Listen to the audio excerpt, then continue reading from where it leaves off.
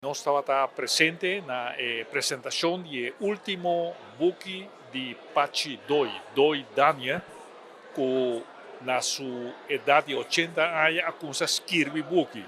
E essa aqui está o último de sua trilogia, que tem 3 books com história cortico, tocante e Aruba de antes. Então, pensei que é importante para a geração nova se conhecer com Aruba toda. E Aruba é que não tem mais. E Olinda Rasmein, junto com Lucia Kelly, faz uma apresentação de personagem de Pachi Doi e na conta com o conhecimento e tem de mata, de flora e fauna, e nome e hope de conhecimento já vai perder cabo. Pensei que é importante para toch dia grande a documentar isso aqui, para o conhecimento não vai perder para a próxima geração.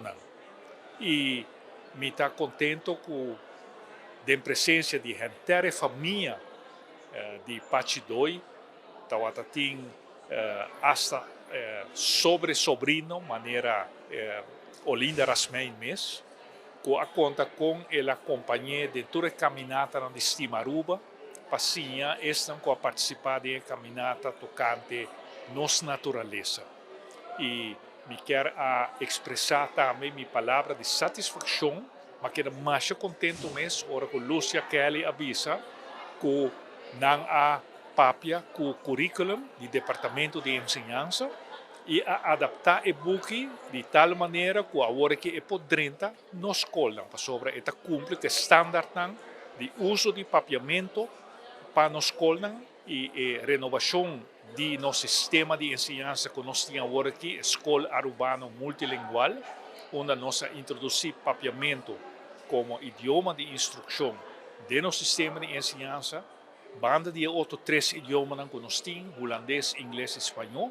Nós temos que ter de material no papiamento. E nós queremos encorajar mais escritores a publicar obras no papiamento para nós por usar na nossa escola.